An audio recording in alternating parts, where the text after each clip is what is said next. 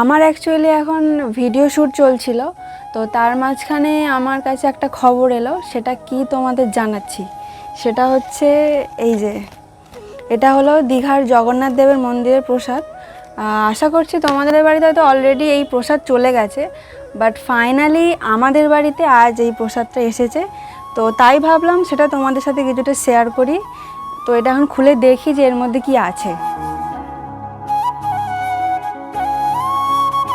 তো এটাকে আপাতত কাঁচি দিয়ে সাইডটা কেটে নিই, নাহলে হয়তো খুলতে পারবো না।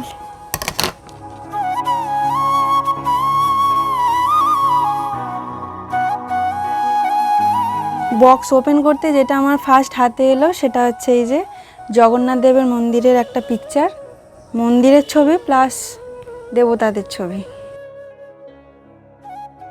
এরপর দেখি কি আছে।